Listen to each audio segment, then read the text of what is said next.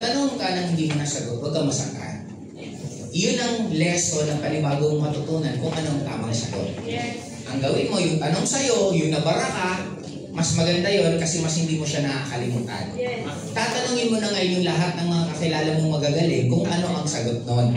Tapos yung magiging sagot nun, mamimili ka na lang yung pinakagusto mo at bagay sa'yo, yun na yung gagamitin mo.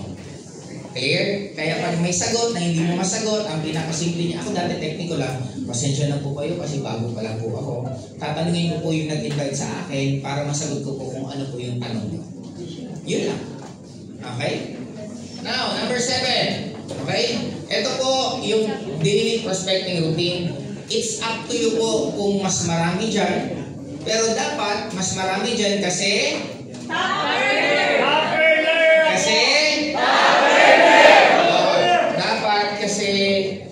kaya-kaya nyo naman itong gawin. Maganda lang po may lista para alam mo kung nasa kota ka ng sarili mo or wala. Okay? Importante. Parang ano po yan eh. Sino ang nagsulat na magbabasa ako ng libro bukas? Tapos lagi hindi nakakapagbasa. Ang technique, i-schedule nyo po sa calendar nyo. Alauna ng hapon hanggang alauna imedya magbabasa ako. Mas malaki yung chance ang magbabasa ka. Pero pag nakalagay lang siya sa notes mo na magbabasa ako ng libro, mas madalas hindi mo siya magagawa. Okay? Number 7. Ito na. 1, 2, 3, go! Prospecting is not about convincing. It's about connecting. The more people you talk to, the more doors you open for success. Okay. Ayan, bumibigay na tayo. Ngayon, nasa kalahati na po tayo, pero malapit tayo matapos. Ngayon, dito po, ang pinaka-importante sa pag-network mo, sabi ko nga, it's numbers game. Hindi talaga lahat sasali, pero mas marami kang kausap, mas marami sasali. Kaya sa mall, bakit mas mahal ang rent? Kasi mas maraming foot traffic, mas maraming dumadaan, mas maraming pwedeng bumili. Mas marami kayong kinakausap, mas marami ang sasali. Okay, dito na po tayo. Number 2, presentation. Okay, dito sa presentation, okay, game na po natin para sakto tayo sa oras. 1, 2, 3, go! Mindset shift, presenting with purpose. Goal of every presentation is not just to inform, but to inspire action. Remember, people don't buy the product, they buy the mission and the leader. Confidence, perfection. Now, eto po, importante yung may kwento behind. Bili ka ng tubig, 20, tubig. Bili ka ng tubig, 30, pero makakatulong ka sa cancer patient. Mas masarap bilhin yung 30 kasi may kwento eh. Now, this is with this, na ang ano ba yung sense of purpose nyo? Bakit yung ginagawa mo? Pwede ko maghanap ng magiging goal mo kasi maghanap ka rin ng tao na gusto din yun. Parang si Tanya before, ang goal niya, woman empowerment. Si Don Buddy, ang goal niya, OFW, go home for good. Now, mag-iisip ka, ano ba yung gusto mong klase na yun ang magiging vision ng buong team nyo? Kasi iba yung galawan pag meron kayong pinaglalaban. At we love to do that. Gusto-gusto ng tao na, kaya nga nagkakaroon tayo ng mga tribo. Kasi by nature, ganun pagkakadesign ng tao na naghahanap ka ng katribo mo. Kaya dapat meron ka. Okay? Number 2. 1, 2, 3, go! Preparation, setting the stage. Knowing your audience, dreamers, hustlers, skeptics. Simplify your slides or visuals. Clarity is power. Dress the part. Your image is part of your message. Ako dati ito pinag-aaralan ko kasi nung kausap ko. Pagkausap ko networker, pag-aaralan mo yung kumpanya niya, aalamin ko kung anong nangyayari. Pagkausap ko yung empleyado, aalamin ko yung kumpanya, anong nangyayari. Lahat pinag-aaralan ko bago ko kausapin. Para well-versed ako. Ngayon, paano ako nagiging effective na speaker in front na different backgrounds? Dinadaanan ko lahat. Dadaanan ko yung topic sa may pang-edad, dadaanan ko yung topic sa pambata, lahat dadaanan ko. For you to relate. Kasi pag hindi ako ganon, mabuboring po kayo ng sobra-sobra. Then, eto po, as early as now, if you want to become successful, dapat you dress parang successful na po kayo. Huwag niyo po kaming gayahin. Kasi minsan nag-t-shirt ako, minsan kasi kaya lang po namin dalhin yung suot namin. Sa mga nagsisimula, kayo ang dinadala ng suot nyo. Kaya as a start, dapat ngayon pa lang the way you dress, pang-top-earner kayo. Yes! Mag-spend kayo ng budget sa wardrobe po ninyo. Swerte nyo na nga ngayon kasi may online na. You don't need expensive stuff para lang magmukhang mayaman. Maging maayos na panamit mo, sakto lang sa'yo, tamang color combination sa skin tone mo, at sa tamang pag-aay sa mga damit, magiging maganda na itsura nyo. Sabi nga, walang taong pangit. Tama? As long as marunong ka lang magbihis, marunong ka mag-makeup, gaganda po kayo. Clear po ba tayo? Yes! Okay, number 3. 1, 2, 3, go! Don't opening, hold their attention. Use the story, question, or powerful statement. Example, what if in the next 6 months your life will totally change? First 30 seconds, set the goal. Madali nyo naman po ma-identify ng tao kasi ang tao lang naman, babae, lalaki, matanda, bata, nagtatrabaho, hindi. Doon nyo makikita. Pag may edad kita, interested ka po ba na mas maging mura ang iniinom mong maintenance? Kasi sinong matanda na walang iniinom na gamot? Sa mga bata, interested ka ba na habang nagpo-post ka, kumikita ka? Sa empleyado, gusto mo ba na meron ka pang dagdag na pagkakitaan habang nagtatrabaho ka? O FW, kailan mo magsasawa na mag-ipon ng resibo? Gusto mo ba ang iniipon mo naman pera? That's opening na ang tao talagang makikinig sa'yo. Parang gusto ko yung sinasabi niya. Kaya ilalagay mo lagi yung sarili mo sa kausap mo na anong una mong sasabihin na makikinig siya. At dapat doon mo na talaga mabagsak yung dapat mong bagsak. Kasi pag tumatagal, mas tumataas ang ratio na hindi yan sasali. Mas concise, mas maikli, much better. Clear? Sa una, pag-aaralan nyo naman po lahat eh. Nagkataon lang sa akin, stock knowledge na po to. Pero sa inyo, ako din naman dati pinag-aaralan ko eh. Ang tagal ng pag-aaral ko bago ako haharap sa tao. Example, ito magte-training ako. Ilang buwan ako bago mag-aaral. Etong module na to, would you believe sinong gumawa nito? Hindi ako. ChatGPT. Sinabi ako si ChatGPT, ito yung gusto ko, ito magkakaroon ng training, blah blah blah, ito, gawan mo ako ng template. Ako lang nag-expound. Ibang-iba na mundo natin. Napakadali na po ng lahat. Okay?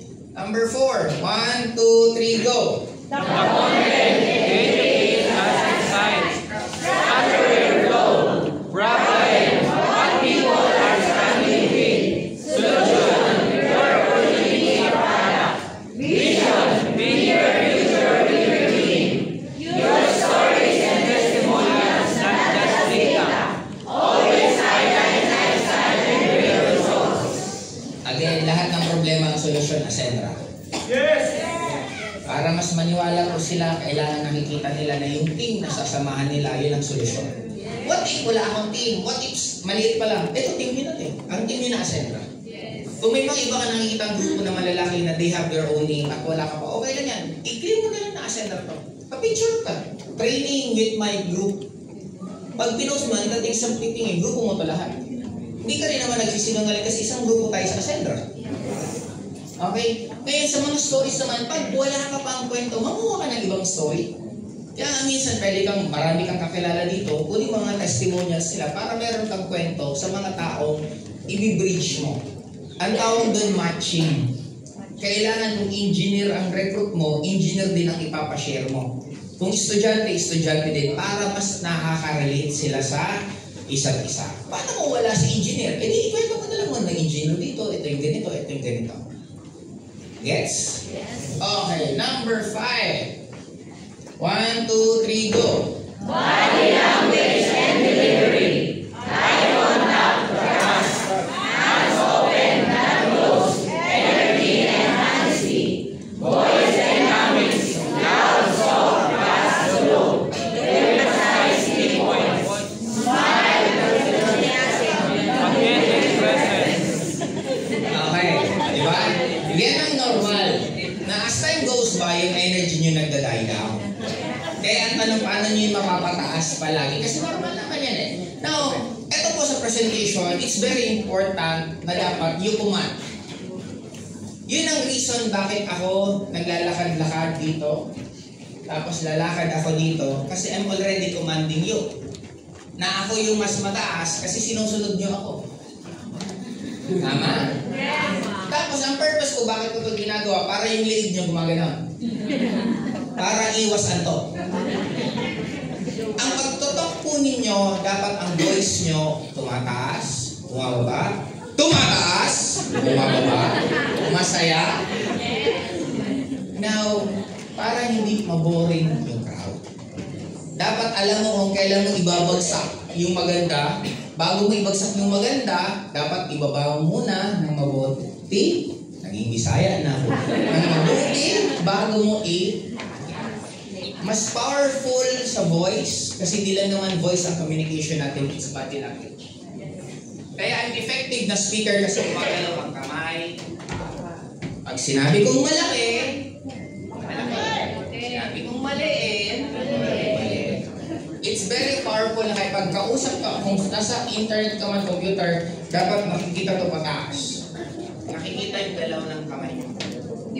Ang mga boring na speaker, yung hello, good morning po, yung hindi gumagalaw. Kaya this is very important kasi gusto ng tao na nai-enjoy. At paano ka magiging effective, daanan mo lahat ng emosyon. That is the reason bakit ang mga babae mas nai-inlove sa bad boy kaysa sa good boy. Kasi ang good boy, isang emosyon lang ang ipaparamdam sa babae. Ang bad boy, marami. Papasayahin, papalungkutin, aawayin, babatiin, magiging sweet. Diba? Yun ang science doon.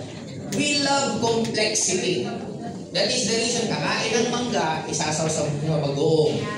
Parang maasim, maalat, ibang emosyon. And yun ang pinaka-importante dito. Pag naging public speaker na po kayo, dapat daanan nyo lahat. Kaya nyo payakin ng crowd, kaya nyo pasayahin, kaya nyo patawanin. Daanan nyo lahat ng emosyon kasi pag gano'n, mas effective po kayo. Yun ang reason bakit ang soap opera, papayakin ka, papasayahin ka, tatakutin ka, tapos after, libentahan ka. Diba? Kaya may commercial. Yun ang pinaka-science doon. Okay? Number 6. 1, 2, 3, go! Closing from presentation to decision. Call to action must be clear and strong. Example, imagine ikaw na yung next success story. All you need is to start now. Give urgency, give results, time-sensitive first, and with inspiration, not pressure. Etong limited slot sense of urgency, ito ang reason bakit may occasion. If you want your life to be successful very fast, stop celebrating occasion. Pasensya na po, yun talaga yung totoo. Kasi ang okasyon, inimbento lang naman siya para kayo gumastos. Kaya nga may monthly okasyon. January, anong meron? February. Sino mo, binibili natin yung bulaklak. Pagkabili, antayin mo lang mabulok, tapon. But since it's a culture, parang normal lang. Hanggang December ang vacuum ng pera. Tama, hindi naman natin naalala kung sino may birthday. Ang naalala natin, regalo dito, regalo doon, lechon, spaghetti. Diba? It's a vacuum. Now, I'm not saying it's wrong. Pero malaki kasi ang nakakain niyang oras, resources sa inyo. Kaya as young as you are, sa mga bata po dito, kung pwedeng wag muna kayo magkaroon ng karelasyon, much better. Madali naman kung magkaroon ng relasyon if you're already stable. Pero makain kasi sa oras eh. Sa may mga asawa at mga anak na rin naman, syempre nandun na tayo sa sitwasyon na yan. Ang akin naman, kung ano yung pinakakain yung ibigay ng oras, yun lang muna. Now dito, sa pag-closing, ang lagi, huwag kayong mahiyang magtanong kung gusto o hindi. Kasi pag takot kayo, hindi nyo maririnig kung ano yung pinakasagot. Pwede nyo rin po silang papiliin, mamaya ipapakita ko sa inyo sa closing, kasi may closing pa na topic, na ang choice lagi pabor sa inyo. Huwag kang mamimili ng gusto mo o ayaw. Huwag ganun. Laging gusto mo o mas gusto mo. Diba? Parang alin doon, okay pa rin. Kaya importante po na itong mga limited slots na, kaya ginawa po ito ng company, kaya meron po tayong promo every month. Yun na po yung sagot namin doon. Pero kung gagawa ka pa personal sarili mo, discarte mo na yung kung paano. Na parang ako, ang dami ko nagiging direct, simple lang. Sir, sali ka sa akin kasi may hawak po ako. Pag sumali ka, ilagay ko sa ilalim. Yun lang, ganun lang lagi ang sinasabi ko. Sir, sana makaposisyon ka kasi ganito. Kaya, monthly, may direct ako kahit hindi ako masyadong nagre-recruit. Kasi may mga iba nag-message sa Facebook, may mga ibang nami-meet ako. Nung nasa Japan nga ako nung last week, may lumapit lang sana OFW. Di ba, ikaw yung vlogger? Sabi ko, opo. Sabi niya, ay, tulungan mo naman ako, 19 years na ako dito sa Japan, blah, blah, blah, blah. May mga ganun na kusang lumalapit. Kaya, sa akin, ang importante dito, meron ng sense of urgency agad para maklose din mo na mabilis. Okay? Number 7, 1, 2, 3, go. Handling questions and donations. Stay calm, don't argue. Acknowledge another quickly. Resurrect back to vision. Example, balik ko and boss. Kaya maraming sumali kasi nahanap niya sa social media. Now, ito, kapansin nyo kanina paano ko sinagot lahat. Hindi ko directly kinakontra. Sasakyan ko yung gusto mo, pero in the end, ibabalik ko ulit na hindi yun lang yung point na yun. Scam yan. Tama po kayo, sir, kasi ganyan din ang iniisip ko dati. Actually, negative na negative. Ganyan po ako sa inyo. Kaya lang, lagi may dugtong ng ganun. Kasi kung makikipag-argue kayo, lugi ka na, manalo ka man sa argument, hindi rin sa'yo sasali. Ang goal natin, mapasali sila eh. Tapos, regarding din dito, pag mainit ka na po, normal naman yung bilang tao, hindi ka na muna mag-network, pahinga ka muna, siguro matulog ka ng 30 minutes, maligo ka ng malamig, mag-exercise ka, pag bumaba na yung energy mo, yung vigil mo, saka ka naman ulit mag-network. Kasi kung mainit ang ulo mo, kasi sunod-sunod na negative, di ba? Baka minura ka pa ng kausap, mang-init mo na, pero hindi ka dapat gaganti. Matuto kayo lagi naka. Thank you, sir. Pero sa loob-loob, okay. Kasi ang goal natin, mag-close din sila. Okay? Number 8, ito na lang. Daily practice becoming a presentation pro. Kailangan po ninyo na 10-minute mirror talk daily. Kung hindi nyo pa po kaya 10 minute, 1 minute. Kausapin yung sarili nyo. Partner ka, maganda ka, pogi ka, magaling ka. Kausapin mo lahat ng gusto mo. Yung gusto mong marinig sa'yo, gusto mong sabihin sa'yo na hindi sa'yo sinasabi, ikaw na magsabi. Diba sabi mo, ate mag-isa kang pogi ka, ganda. Kasi napaka-powerful po ng words. Sino ang kilala nyong pumayat na nag-half price? Lahat na nag-half price na kilala ko lalong tumaba. Bakit? Half price lang kasi tataba ako. Half price lang ako kasi tataba ako. Eh siya, tataba ako. Kaya tumataba. Ba't hindi mo subukan? Magtuturais ako, papayat ako. Subukan niyo kung gaano ka-powerful ang thoughts. Ang words. Napaka-powerful po lang. Kaya, di ba? Pag ang dami kong kilala na nagdadayan ang tataba pa rin. Kasi na yun lagi nasa isip nila eh. Okay, ano mo? Paparis ko eh. Okay. Ngayon, eto din po, you will never be good on something na hindi nyo po madalas ginagawa. Kung saan ka mahina, lagi mo siyang gawin, darating ang time, gagaling mo. Okay? Now, ito na po, sabay-sabay tayo. 1, 2, 3, go! Your presentation is your stage. Every word, every story, every slide has the power to turn strangers into teammates and dreamers into doers. Unang-una, gumawa na kayo ng script ng buhay mo. You're already a director. Gawa ka ng script at ikukwento mo lahat ng script na yun sa lahat ng kausap mo. Biglang meron dyan, sige, gusto ko rin sinasabi niya, sali ako sa kanya. Kaya ako dati, ang words ko, sabi nila, wala pang Bicolano na kumita sa networking. Sabi ko, maganda yan. Kasi since wala pang kumikitang malaki, ako ang mauuna. Yes. Then, kinakwento kayo sila. Alam mo po sir, dito sa Bicol, ang goal ko, lumaki ang networking dito, bla bla bla. Alam mo po, gusto ko makilala ang hanggang may mga sasali kasi gusto nila yung sinasabi mo. Then, you choose your script. Lalabas yung mga artistang kakampi mo na gusto yung script mo. Tayo po ang gumagawa ng script ng life natin. Kaya for me, gandahan mo na. Bahal, ano bang gusto nyong kwento? Gusto nyo ba kayong kauna-unahang top earner ng Ascendra? Yes! Gusto mo ba na hindi ka na nawala sa pwesto simula nang nag-declare ng top 1, ikaw na tuloy-tuloy? It's story. Gusto mo ba na ikaw kaunahang pumuno ng ganito, ng grupo mo lang? Yes! Gusto mo ba ikaw yung pinakamagpalaki sa lugar ninyo kung anong probinsya ka man ngayon? Ikaw yung papalaki. It's your story. Gandahan po natin, kasi sabi nga, isang beses ka na nga lang mabubuhay, gandahan na natin yung kwento natin. Diba? Ang daming namatay na walang dating. So ganito patay na, patay na, okay. Di ba mas masarap si ganito na buhay, inanganak, yumaman, maraming natulungan, kumita ng sobra-sobra bago namatay. Di ba? At least mahaba po yung nangyari sa inyo. Okay po ba yun? Yes! Okay, dito na tayo tatapos sa closing. Dito na lang hanggang sa may kulay lang. 1, 2, 3, go! Mindset, closing with confidence. Now, closing is not manipulation, it is a guidance. Para mas maintindihan po natin, napaka-powerful po kasi ng bibig po natin. And hindi mo pwedeng sabihin na ito ang realidad kasi wala po talagang totoong reality sa mundo mo. Ang reality po ng normal ang mata makulay ang mundo. Ang reality po ng colorblind, grayish and blackish lang ang nakikita niya. Ang buhay po ng bulag is itim lang nakikita niya. Pag pinagkwento mo yung tatlo, iba-iba yung mundo nila. Paano na lang yung dulig? Ito ba yung mundo niya? Diba? Pag pinagkwento mo sila, tama lahat ng kwento nila. Kaya hindi mo pwedeng pakialaman yung kwento ng bawat isang tao kasi ganun nga ang realidad. Magkakaiba. O gusto nyo po, example ko po, bibigyan ko po ng isang reality. Magkakaroon na po tayo ng konting laro. Naririnig nyo naman ako? Yes! Ganun nyo po lahat ng kamay nyo.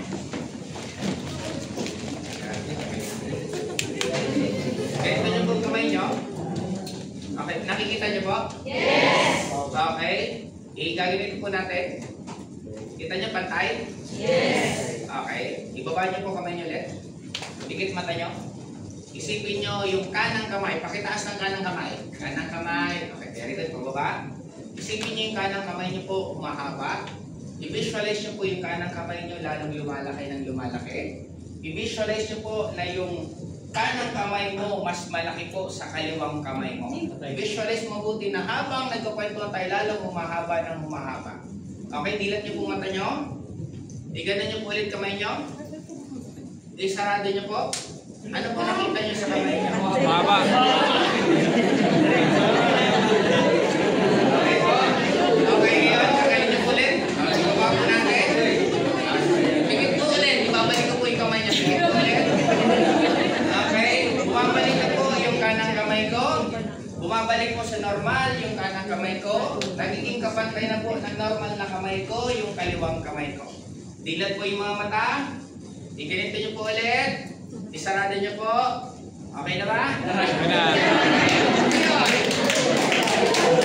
Ganon ka-powerful ang mind natin.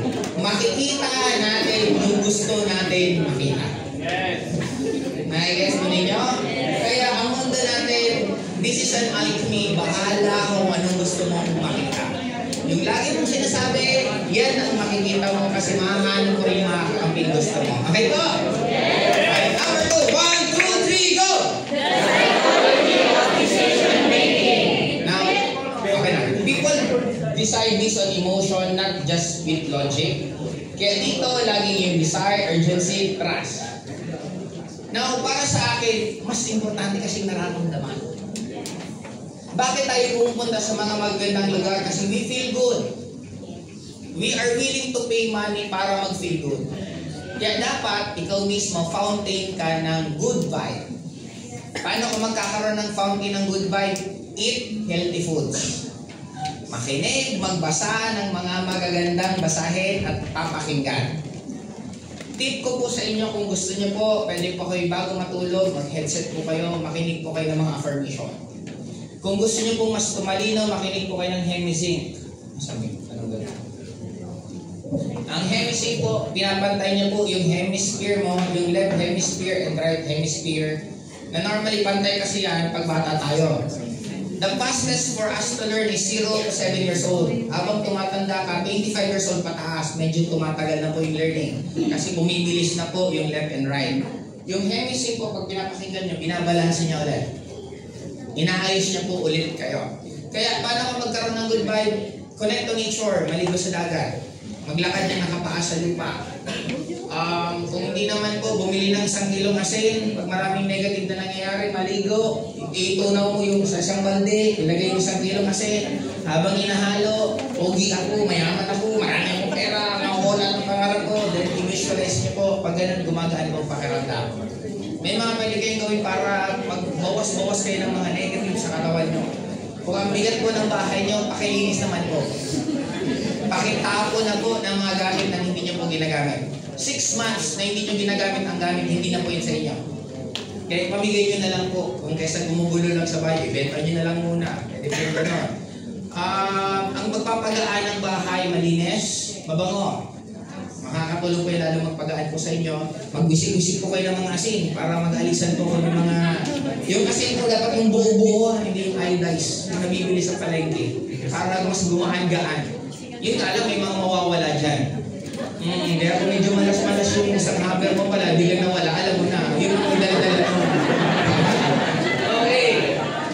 Now, always remember this, kaya po natin kontrolin ang emosyon natin. Yun po ang gusto ko pong sabihin ko sa inyo lahat.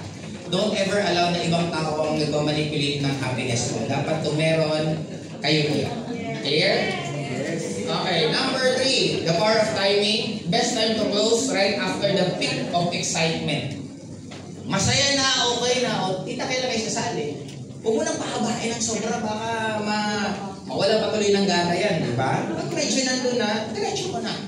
Okay, don't drag too long. Lalo pa ngayon, ang attention span natin ang ikli na. 30 minutes dating palabas, mahaba at ang ikli niyan. Ngayon, ang 30 minutes, 5 minutes nga, mahaba na eh. Dahil kasi TikTok may kasalanan eh. Di ba? Itong mga ano na talaga, mga seconds na lang. Yun ang difference ngayon ng tao. Masyado tayong impatient na. Kasi dahil sa online. Okay? Kaya kung ikaw yung masyado po kayong stress sa life, bitawan niyo muna cellphone niyo. Lakad-lakad ka dyan sa labas, iwan mo cellphone mo, dagaan pakiramdam mo. Kung meron kang unang gagawin pag gagising mo sa umaga, huwag mong hawakan cellphone mo. Magmuni-muni ka, isipin mo muna yung mga lahat na magandang mangyayari sa'yo. Uminom ka muna ng tubig, maglalakad ka muna, maglinis ka na, huwag mo munang hawakan cellphone mo. Kung stress ka po lagi. Kasi ba, try to imagine this. Pagkagising sa umaga, nagre-rewire pa lang lahat ng utak mo, ginawa ko ng cellphone mo, lahat ng connection sa buong mundo, nandun na. Kaya kayo nag-i-stress. Ang stress na tao, pinakasimple na naman dyan, ang dami mo kasing energy na hindi mo pa nagagamit. Kaya, konti lang na, dapat mag-exercise din po. Kahit 15 minutes, gumalaw-galaw ng katawan mo. Kung ayaw mag-exercise, linisin mo na lang yung buong bahay mo. E pag malinis na, pati kapit-bahay mo, linisan mo na. Diba? Okay, number 4. Closing technique, assumptive close. Boss, do you want to start with account, associate, or executive? In short, walang gusto mo, ayaw mo. Eh biglang, kasi wala. Sige boss, ganun na lang, bili ka na lang muna ng isang pouch. Subukan mo na lang muna, huwag ka na muna sumali, bumili ka ng isang pouch. Pag nagustuhan ng product, pag-usapan natin ulit. Bottom line, nakapag-benta ka pa rin. Option close, get 2 choices, both are wins. Yun yung sinabi ko, gusto mo or gustong-gusto.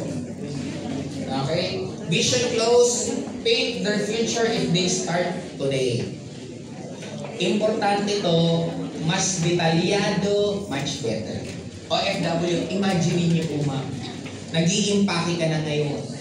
Nag-i-impake ka, uuwi ka sa Pilipinas at hindi ka na ulit babalik sa bansang to. Kung babalik ka man, malamang mamamasyal ka na lang. Pag ang kausap mo, gumagano na, yun na yun.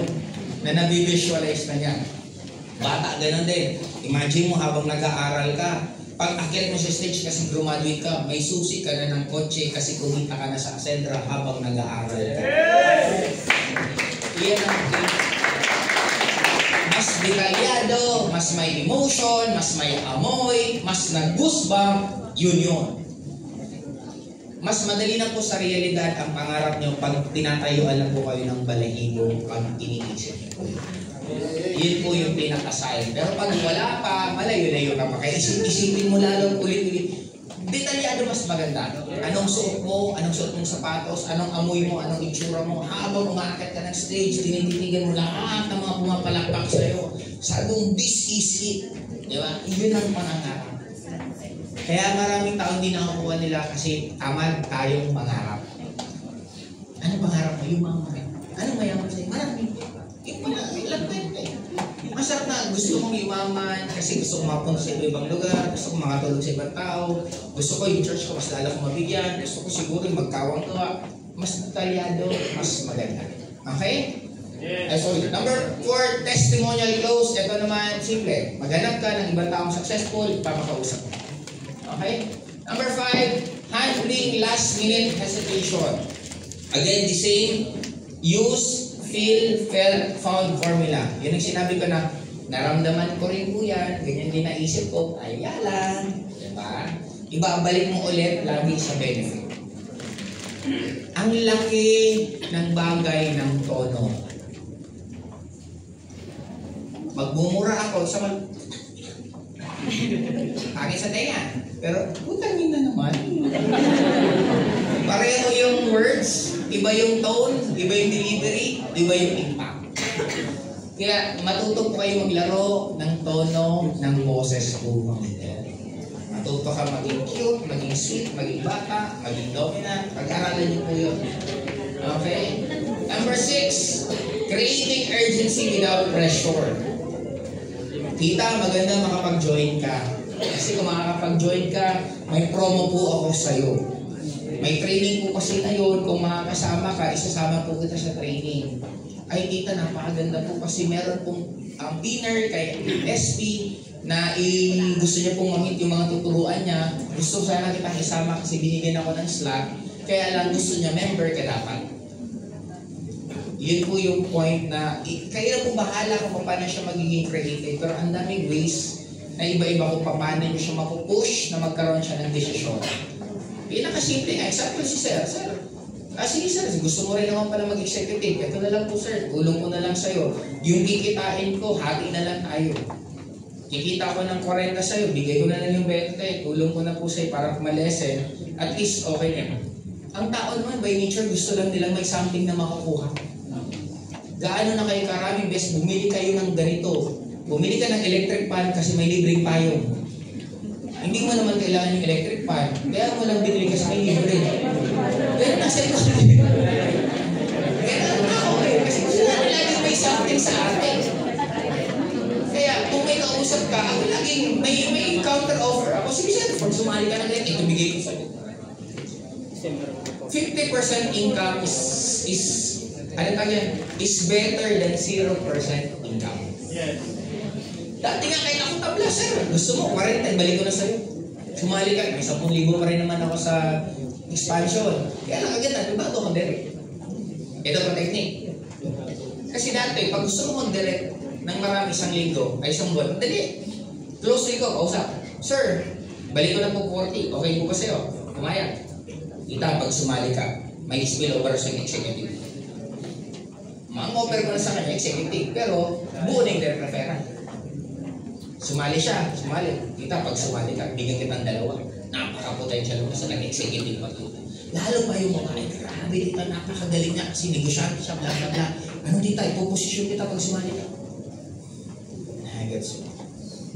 Wala man akong kinita sa kanya, dito may kikitain niya ako. Tapos may bago akong 3. Yung susunod, iba na yung tuloy-tuloy niya. Incentive pa. Yun naman ang jackpot mo sa enjoyment. Ay, guys, kunin nyo. Just be creative. Ang daming ideas lumalabas once na pinupokusan mo ang attention mo sa isang bagay. Kaya pansinin mo, pag naghahanap ka ng problema, dahil mo nakikita ang problema. Pag nag-focus ka sa solusyon, dahil makita solusyon. Number 7, the final push. Call to action, direct, simple, and confident. Boss, imagine ikaw na ang susunod na success stories. Let's start today. Are you ready to be the next winner? Diretso lang. Huwag kayo maiyak. Pag ayaw, move on, hanap pala ng iba.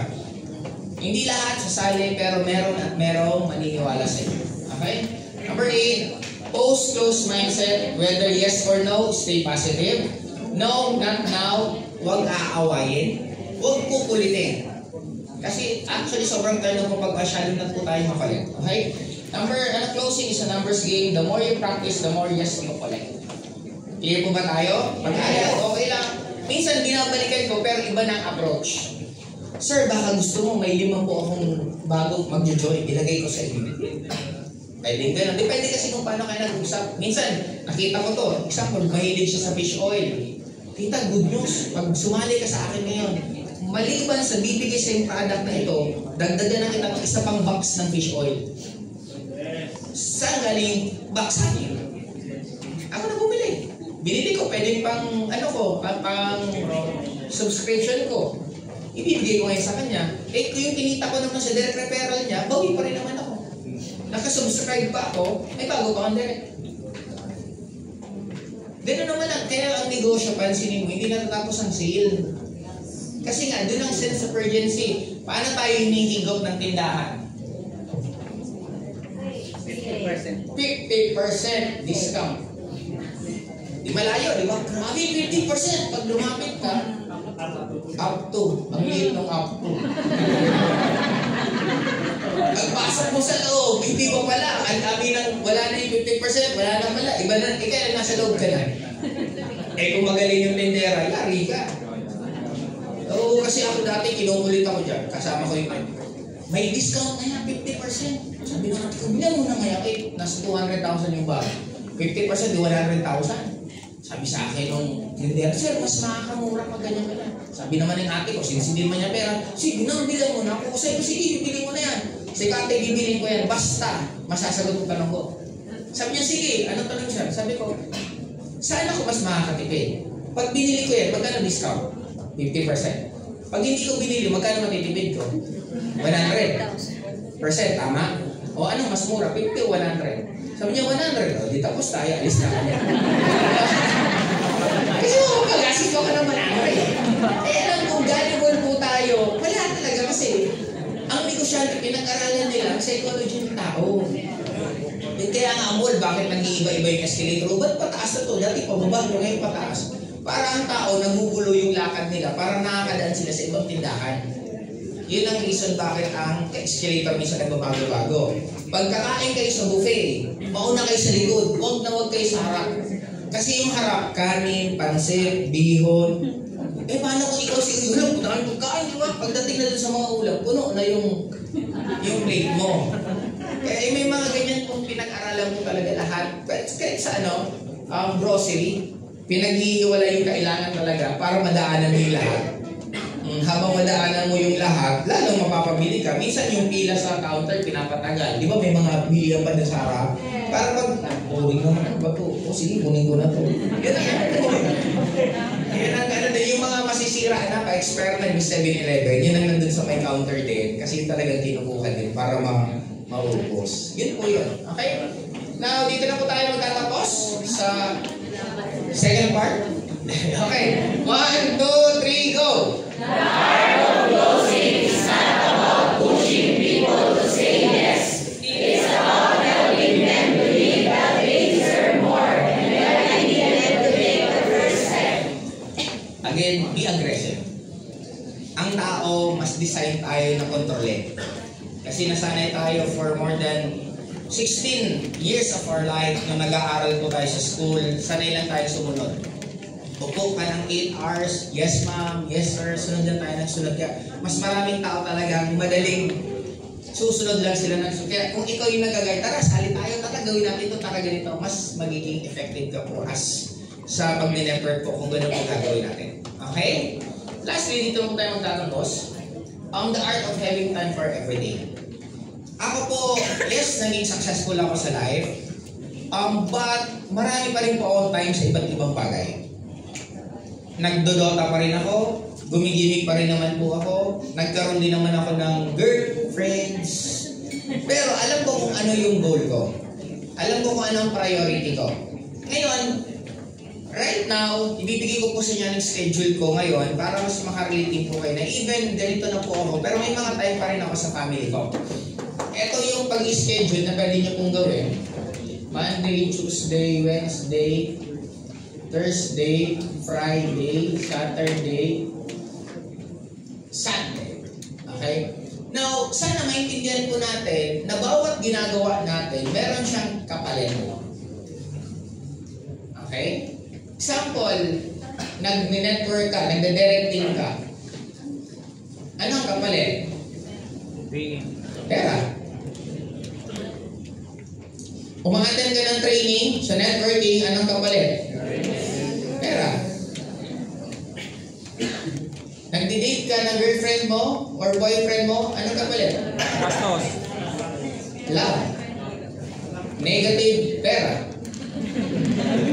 Negative time. Negative effort. Ano pa ba? Direct drama. Anong kapalit? Stress. Ano ba ang pinagagawa nyo? Nag-online ka. May nag-online na may kausap. Ay na nag-online na nag-scroll. Magkaibang kapalit nun. Kung nag-online ka na may kausap ka talaga, pera.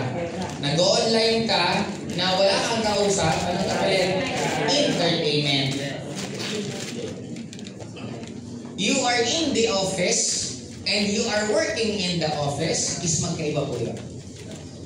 Hindi po araw-araw kami, ba't yan araw-araw naman na dyan, hindi naman kumikita? Kasi may pinakausap ka ba? In short, bahala na po kayo kung ano po yung mga ginagawa niyo sa buhay. Sana alam niyo kung ano ang kapalit. Then kung ano yung schedule niyo dito mas marami kang times mag-direct, expect marami kang perang kikitain. Marami kang times magdrama, makakabuo ka ng union ng madadrama. Okay? Kaya lang ang kapalit, stress eh. Kaya dapat naiintindihan nyo, just like yan ang schedule ko, Sunday, family day. Ito pong schedule ko ngayon, para mas may idea po kayo. Sunday, family day.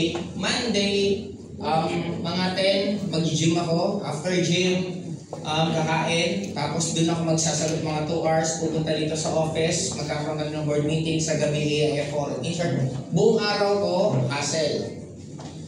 Tuesday, rest day ko.